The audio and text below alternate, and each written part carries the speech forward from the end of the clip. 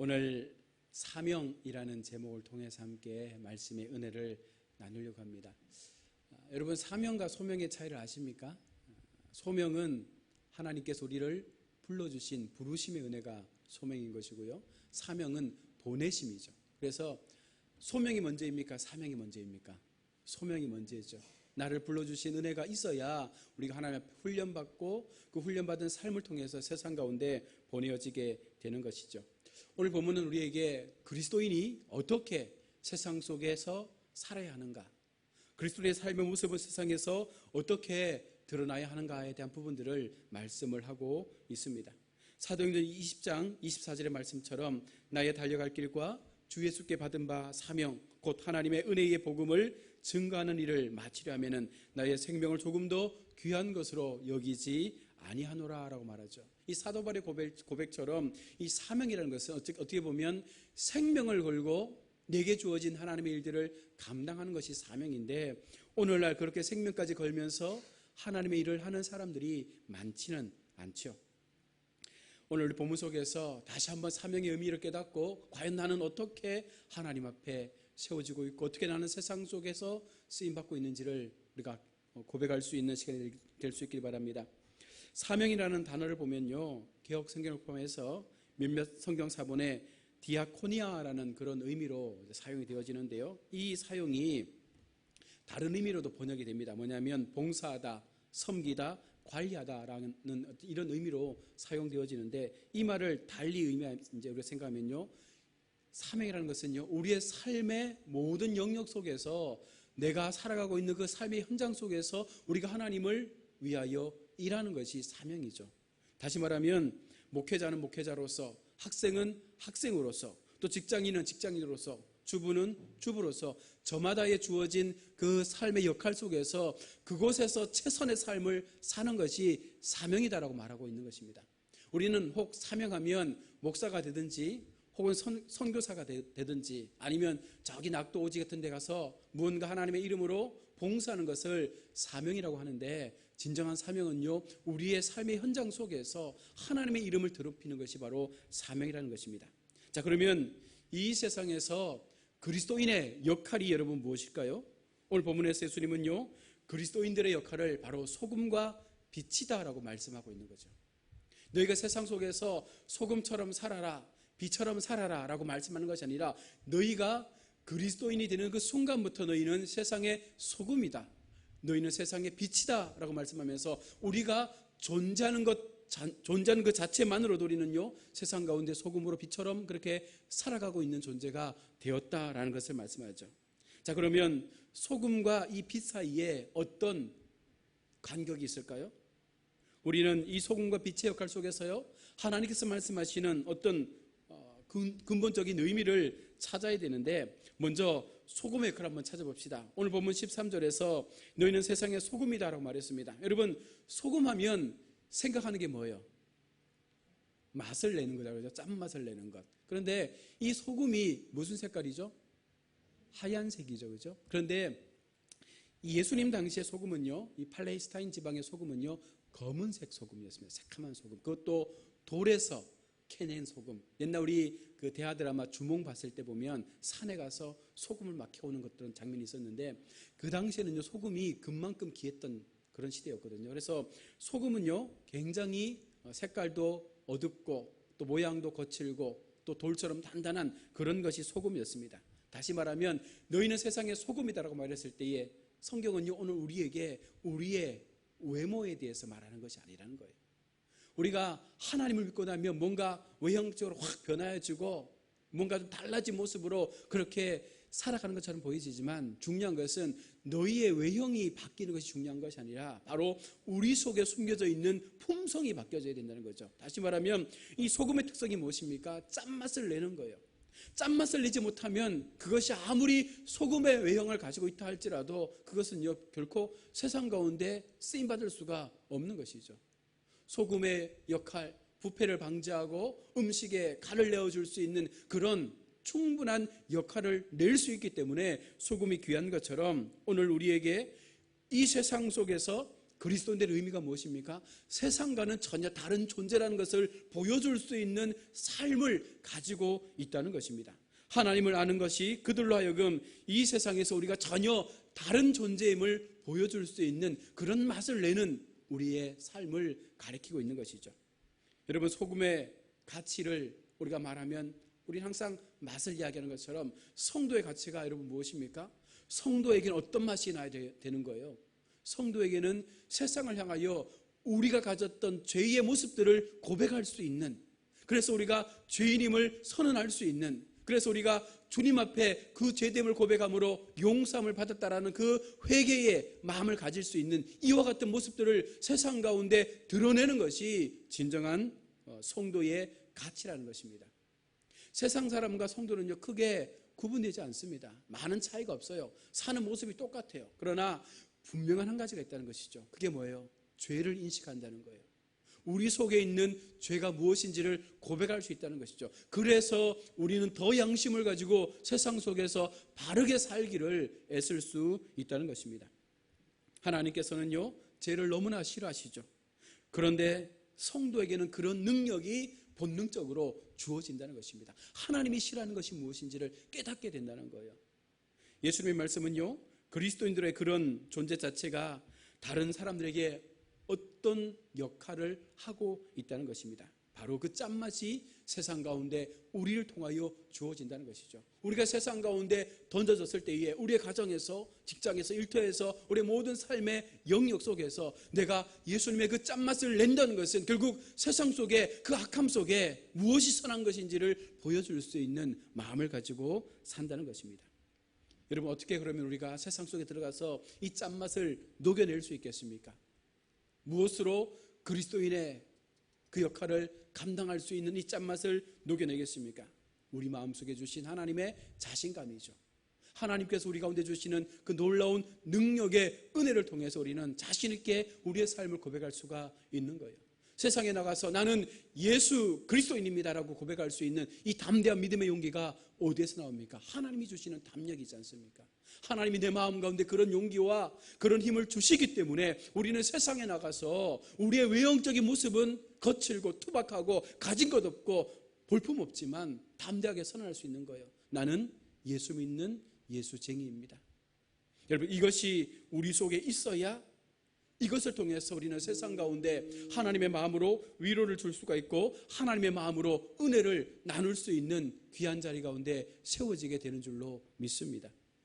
그리스도인의 소금의 역할은요, 바로 하나님과의 바른 관계를 위하여 죄를 거부하고 그리고 그 죄가 용납되어지는 세상 속에 들어가서 이것이 죄임을 선언할 수 있는 그런 믿음의 고백을 드려야 한다는 것입니다. 이것은 세상 사람들도 결국은요, 그리스도인들이 자기들과는 뭔가 다르기를 바라는 그런 마음 속에서 오늘 우리에게 그런 그리스도인의 삶의 모습을 원하고 있다는 것입니다. 성경은요, 맛 잃은 소금은 바깥에 버려져서 세상 사람들의 발에 밟힌다라고 말하지 않습니까? 오늘 우리가 바라보는 세상이 그렇잖아요. 얼마나 많은 교회가 얼마나 많은 세상 속에 밟히고 있습니까? 얼마나 많은 그리스도인들이 수많은 세상 사람들의 그 발에 밟히고 있습니까? 왜 그럴까요? 짠맛을 내지 못하기 때문에 그런 거예요. 참된 그리스도인의 그 성품을 세상 가운데 온전하게 보여주지 못하니까 그 맛을 잃어버리니까 이제는 세상 가운데 밟혀버리는 그런 모습으로 추락해버리고 만 것입니다. 구별된 삶을 살아야 합니다. 변화된 삶을 살아야 합니다. 하나님이 주신 선한 양심을 통해서 정말 세상 앞에 우리가 다른 존재임을 보여줄 수 있는 그 마음을 가지고 살아야 한다는 것이죠. 우리는 지금 소금의 역할을 감당하고 있습니까?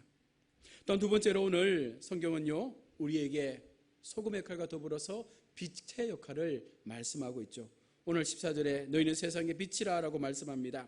이것은요, 우리 그리스도인들이 세상 속에 뛰어들어가서 뭘 하라는 거예요? 어두워진 세상을 주님의 말씀의 빛으로 비출 수 있는 그런 역할을 감당하라는 것입니다.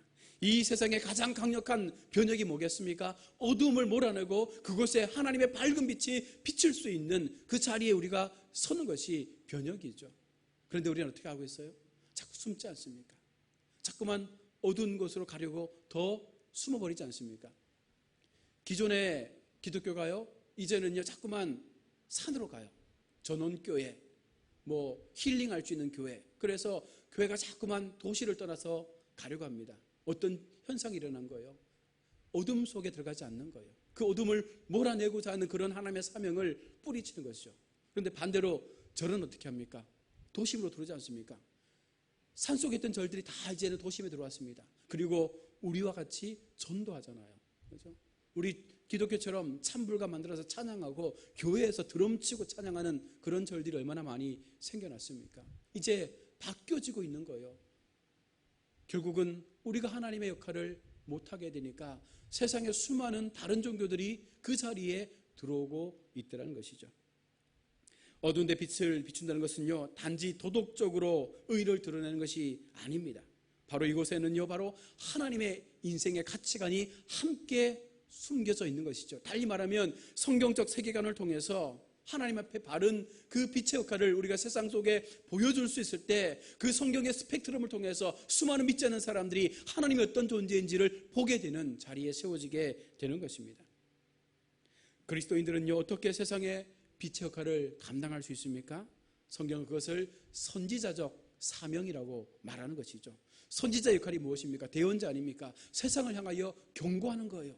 세상을 향하여 하나님의 말씀을 전하는 거예요. 세상을 향하여 이것이 옳다라고 말할 수 있는 그 입을 여는 것이 선지자의 사명 아니겠습니까?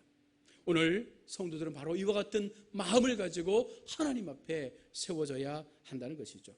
오늘 주님이 우리를 이 세상의 빛이라고 말씀하신 것은 소금처럼 볼품없는 우리에게 빛과 같은 역할을 감당할 수 있는 기회를 여전히 우리 가운데 허락해 주시겠다는 거예요. 저와 여러분이 삶의 모든 여정 속에서 그 있는 자리에서 어떻게 우리가 하나님의 성품으로 세상을 살아내느냐에 따라서 우리는 분명 세상을 바꿀 수 있는, 조금이라도 세상을 다르게 변화시킬 수 있는 그런 은혜를 갖게 된다는 것입니다. 우리 그리스도인이 세상 속에서 사는 것은요, 어쩌면 많은 것을 잃어버리는 과정의 삶을 사는 것이죠. 내가 그리스도인이 되긴 했지만 다시 이 세상 속에서 저들과 경쟁해서 살아가야 되는데, 우리가 예수님을 통하여 훈련받는 동안 세상 사람들은요, 나보다 훨씬 더 많은 스펙을 통해서 훨씬 더 높은 자리까지 올라가고 있는 것이죠. 그런데 우리는요, 그런 세상 속에서 싸우고 있는 것입니다. 그러나 우리가 그것을 부러워하지 않는 이유가 어디에 있어요? 그런 세상 사람들이 나보다 훨씬 더 잘 되는 것을 부러워하지 않는 이유가 어디에 있습니까? 우리 속에 숨겨진 기독교의 가치관이 나를 붙잡고 있기 때문이죠. 그래, 잘 나가, 괜찮아. 어느 순간 하나님께서 내 때가 되어지면 하나님의 은혜가 나에게도 임할 거야. 이 마음을 가질 수 있기 때문에 우리는 기다릴 수가 있다는 것입니다. 오늘 5장 14절 하반절에 보면 산 위에 있는 동네라고 우리를 표현하고 있습니다. 이 말씀이 무엇입니까? 하나님께서 그리스도인을 세상에 두시는 이유를 말씀하는 거예요. 우리를 산 위에 있는 동네라고 말하죠. 이 산에 있는 동네는요, 사방에서 보아도 보일 수 있는 동네 아니겠습니까? 그리스도인들이 세상 가운데 자꾸만 욕을 먹고 세상 가운데 계속해서 우리가 공인처럼 드러나는 이유가 어디에 있습니까? 우리를 산 위에 있는 동네로 하나님께서 부르시겠다, 세우신 거예요. 그래서 누구라도 그리스도인을 볼 수가 있는 것이죠. 산이 있는 동네는요, 감춰지지 않지 않습니까? 참 그리스도인은요, 숨겨질 수가 없는 거예요. 바르게 예수 믿는 사람들은요, 감춰지지 않는 것입니다. 누구에게라도 항상 보여지는 것이죠. 왜? 빛을 내기 때문에. 짠맛을 내니까 세상 사람들은 그런 그리스도인들을 보면서 저것이 참된 진리구나를 깨닫게 된다는 것입니다. 그리고 또 하나의 긍정적 의미는요, 지금 예수님의 제자들은요, 주님의 말씀으로 열심히 변화되어 가고 있습니다. 그러나 세상은요, 전혀 그들을 알아주지 않죠. 우리가 교회 속에서 훈련받고 변화받습니다. 열심히 신앙을 통해서 우리의 믿음의 실력을 키워갑니다. 그러나 세상과의 경쟁에서는요, 뒤처질 수밖에 없죠. 한번 생각해 보십시오. 영적으로 성숙했다라고 여러분 우리가 판검사 될 수 있습니까? 성경을 많이 읽었다라고 여러분 수련회에서 많은 은혜를 받았다라고 우리 자녀들이 대학에 입학할 수 있겠습니까? 아니지 않습니까? 여전히 우리 마음속에는 갈등이 있어요. 언제까지 이런 식으로 변화하기만 해야 하는가? 언제까지 이런 식으로 훈련받기만 해야 하는가? 언제까지 이런 식으로 영적 성숙에만 매달려야 하는 것인가? 과연 이런 것들을 누가 알아줄까? 이렇게 살다 보면 분명히 세상과의 경쟁에서 실패하거나 뒤처질 수밖에 없는데, 그럼 나중에는 어떻게 할 것인가라는 그런 마음이 생기지 않습니까? 그런 두려움이 생기잖아요. 그럴 때 예수님께서 하시는 말씀이 뭐예요? 두려워하지 말라는 것이죠. 5장 15절에 보면 등불을 켠다라고 말씀을 합니다. 주님의 제자들이요, 주님의 말씀을 듣고 변화가 되어진 것입니다. 변화가 되어지니까 훨씬 더 많은 빛을 세상 가운데 보여주게 되는 것이죠. 이 말은 달리 말하면 더 놀라운 영향력들을 세상 가운데 비춰주는 거예요. 훨씬 더 뒤쳐져 있었는데, 훨씬 더 신앙의 그 훈련 때문에 세상과의 거리가 멀어졌는데, 어느 순간 내가 충분히 훈련받고 나니까 어떻게 되는 거예요? 훨씬 밝은 빛을 세상 가운데 비추게 되는 것이죠.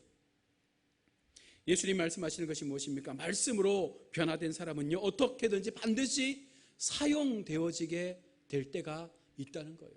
그러니 두려워하지 말라라고 말씀하고 있습니다. 준비되면 여러분 사용되어집니다. 하나님 앞에 하나님만을 믿으며 하나님의 때를 기다릴 수 있는 사람은요, 반드시 사용되어지게 된다는 것입니다.